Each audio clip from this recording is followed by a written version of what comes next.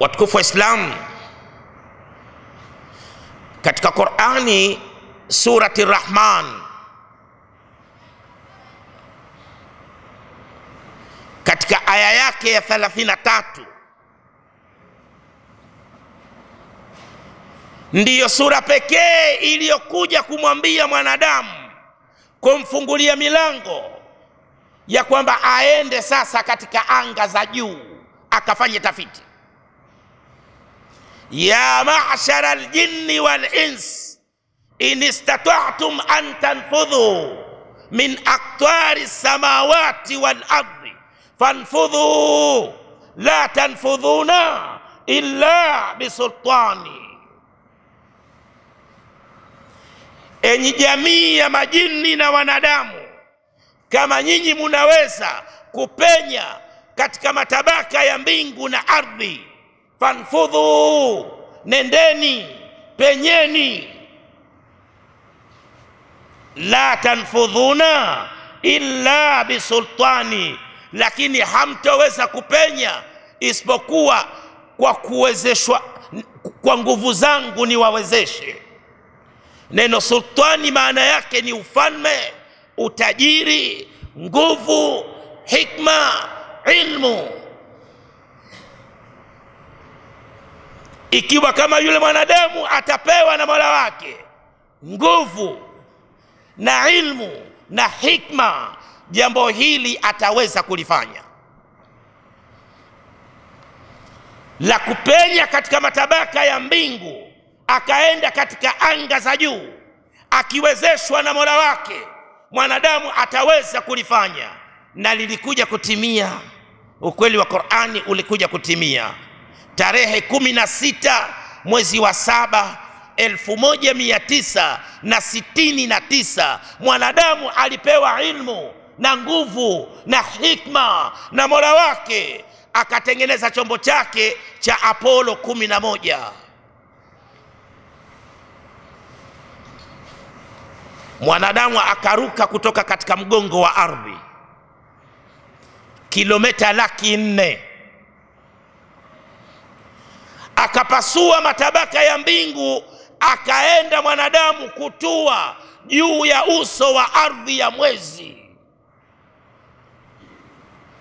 Tarehe 16 mwezi wa 7 1969, mwanadamu akaruka kutoka katika kituo kinachoongoza safari za anga cha Kimarekani NASA na chombo chake cha Apollo 11.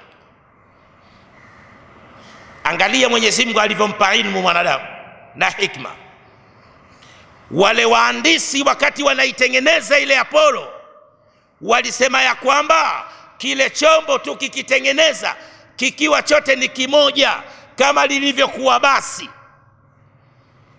alafu tukapanda tukaweza kuruka na tukaweza kufika pale juu ya uso wa ardhi ya mwezi na tukaweza kutua, je, tutakapotaka kutoka ikishindikana atatutoa nani?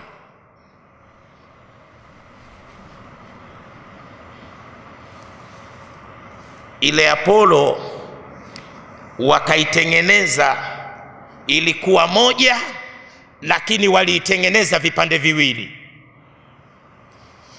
Hiki kipande kimoja hiki ndicho walichokaa wale madereva akina Adriani na wenzake.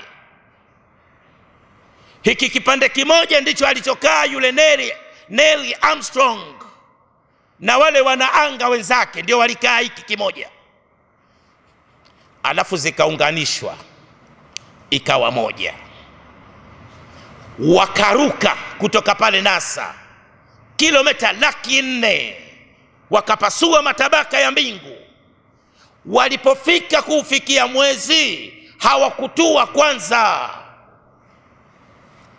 Mwezi Apollo iliuzunguka mwezi kulia kwenda kushoto mara kadhaa, alafu vile vyombo vikaja vikaachana. Kile kimoja walichokaa wale wanaanga akina Neil Armstrong ndiyo kilichokwenda kutua pale juu ya mwezi. Kile kimoja walichokuwepo wale marubani Adiliani na wenzake, kile hakikutua. Hiki kilipotua, kile kikawa kipo angani kinazunguka, kinauzunguka mwezi kwenda kulia.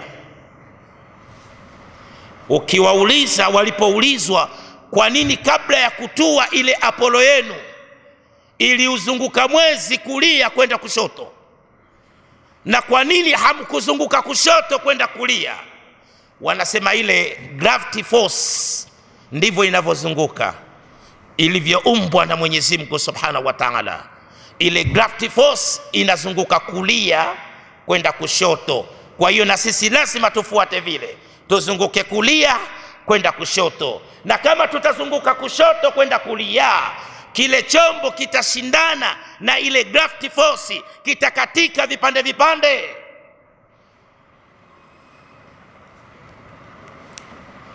Mfumo huu ndiyo mfumo gani? Ndiyo mfumo wa katika Al-Kaaba.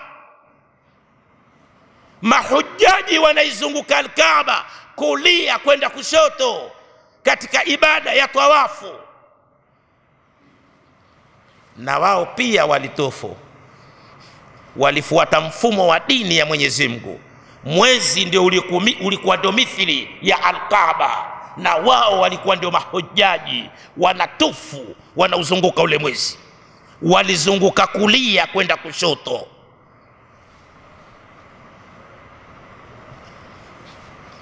Mwezi nao pia huizunguka dunia kulia kwenda kushoto. Dunia inalizunguka jua kulia kwenda kushoto.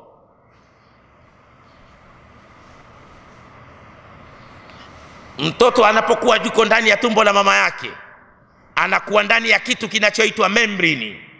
Kiswahili tunasema chupa, ndo anakuwepo mule ndani. Anakuwa amezungukwa na maji yanaitwa amniotic fluid. Yule mtoto, yale maji kazi yake ni kumfanya yule mtoto ndani ya ile membrane asimguse mama na mama asimguse mtoto. Mawasiliano ya mama na mtoto ni ile kamba yake ya kitovu, yule mtoto, umbilical cord, ambayo inatoka kwa mtoto inakwenda kwa mama, inakwenda kuungana na placenta, lile kondo la nyuma la uzazi. Placenta kazi yake ni kumzungusha mtoto hapa ndani ya membrane anavyotaka Mwenyezi Mungu. Mwenyezi Mungu anataka huyu mtoto azunguke vipi? Anataka azunguke kulia kwenda kushoto. Ile placenta inamzungusha mtoto kulia kwenda kushoto, anazunguka kulia kwenda kushoto anavyozungushwa.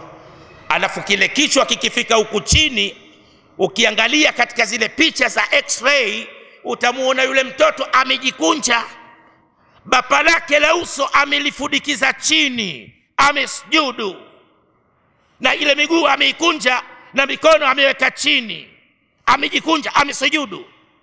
Hapa anasubiria kuzaliwa. Kullu mauludin yuladu ala alfitra, kila kinachozaliwa kinazaliwa katika maumbile ya asli ya imani ya dini ya Mwenyezi Mungu.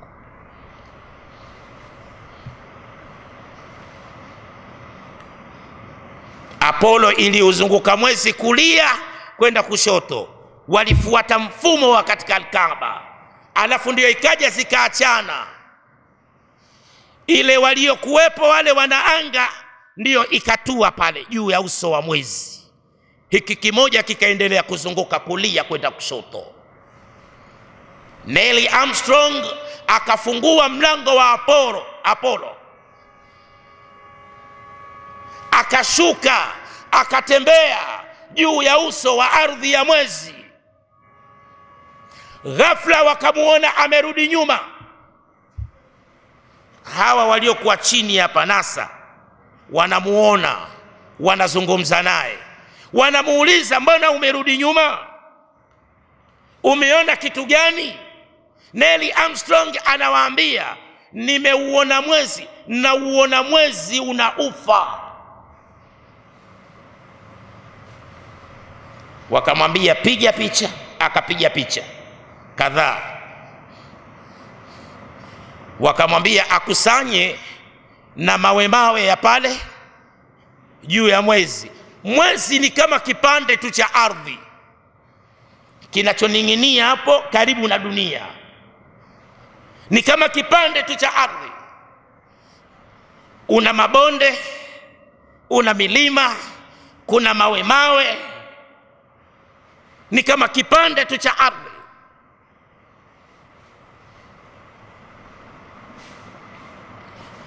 Alikusanya kiasi kama cha kilo 50,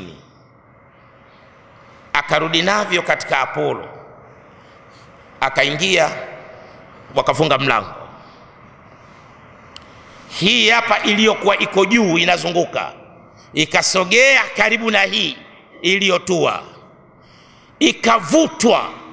Hapa imewekwa sumaku iliyokuwa kali sana, ina nguvu kubwa, ikainuliwa, zikaungana, wakatoka, wakauzunguka ule mwezi kulia kwenda kushoto, wakatoka juu ya uso wa ardhi ya mwezi, wakawa wanarudi sasa, wanakuja kutumbukia ndani ya sayari yetu inayoitwa dunia.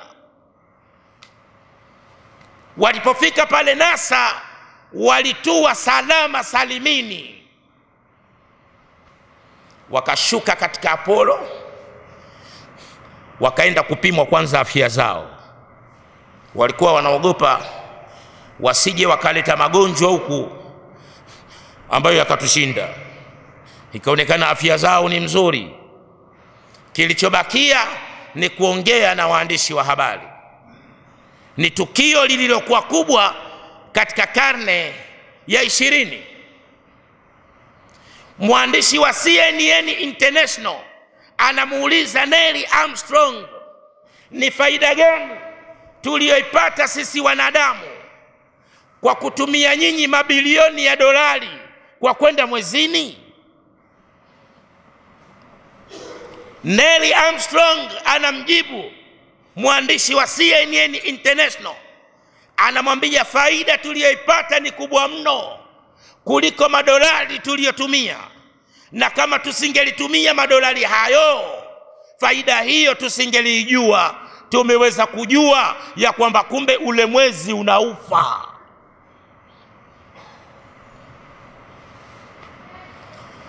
Katika tafiti walizozifanya, akawaambia inaelekea ule mwezi wote ulikuwa mzima, lakini ilitokea tukio katika dunia la ule mwezi kupasuka vipande viwili. Kipande kimoja kikaenda upande mmoja na kipande kimoja kikaenda upande wa pili. Alafu ulikuja ule mwezi ukaungana. Pamoja na kwamba uliungana, ile athari ya mpasuko ipo, wameikuta.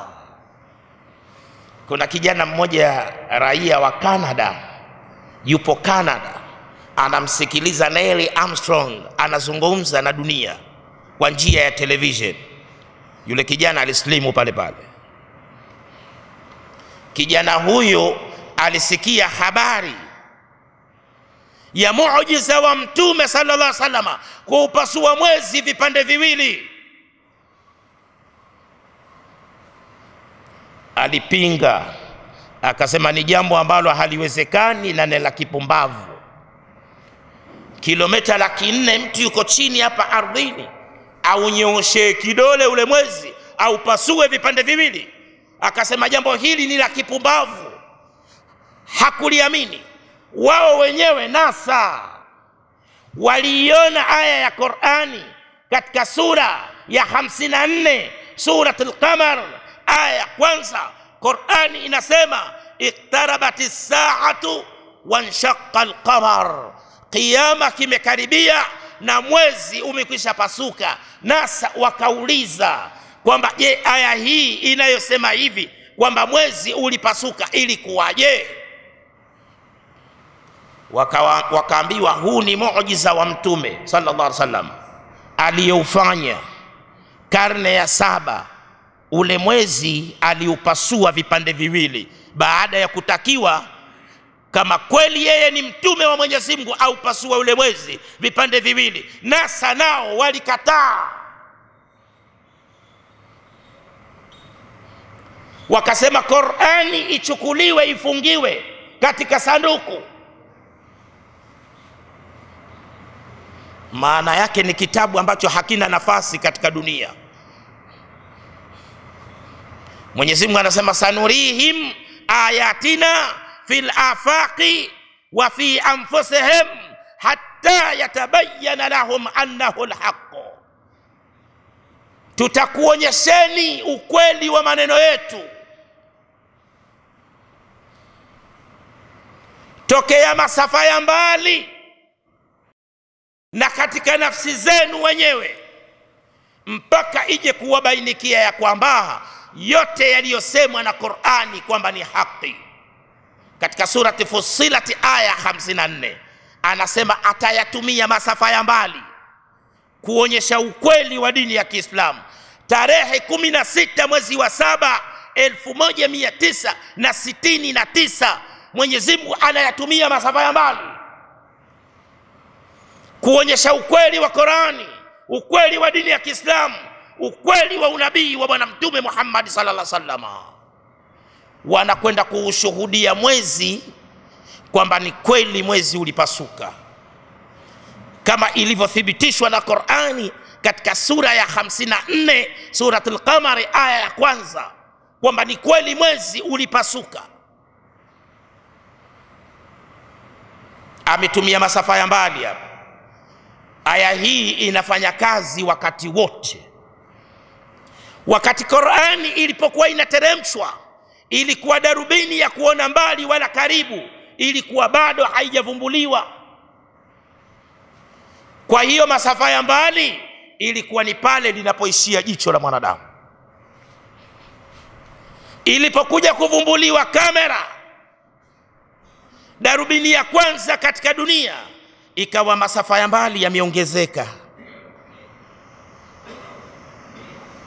na sasa hivi yameongezeka zaidi. Yamevumbuliwa hayo masatellite ambayo yanapelekwa anga za juu, yakaweza kupiga picha na zikazituma hizo picha zikazileta chini huku duniani, maeneo ambayo mwanadamu hajaweza kwenda. Katika eneo ambalo mwanadamu ameweza akakanyaga kwa mguu, tukiwaondoa manabii na mitume, ni katika mwezi tu basi. Maeneo mengine yote mwanadamu anategemea kurusha satellite, ndio zinapiga picha huko na kuzituma ardhini. Eneo ambalo ameweza kwenda akakanyaga kwa mguu wake, tukiwaondoa manabii na mitume, ni katika mwezi tu. Na hata katika ule mwezi kuna muujiza uliokuwa mkubwa. Kuna eneo wenyewe wanasema katika ule mwezi wakienda wakijaribu na vile vyombo vyao kutua, kile chombo hakitui.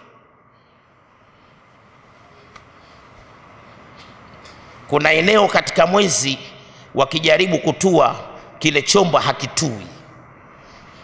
Kuna sehemu tu ndio wakienda hapo wanatua. Kwa hiyo bado maneno ya Qur'ani, la tanfudhuna illa bisultani, hamtoweza kwenda isipokuwa kwa nguvu zangu. Bado hawajapewa zile nguvu na Mola wao wakaweza kutua katika sehemu hiyo wanayotaka wao watue, hawajaweza.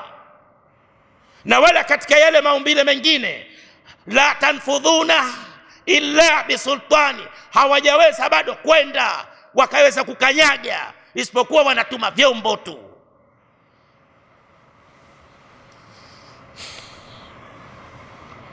Wenyewe wanakubali ile nguvu iliyokuwepo pale kwenye ule mwezi, wanashindwa kutua, hawajaweza kujua ni jambo gani. Kile chombo kikenda kikijaribu kutua hakitui.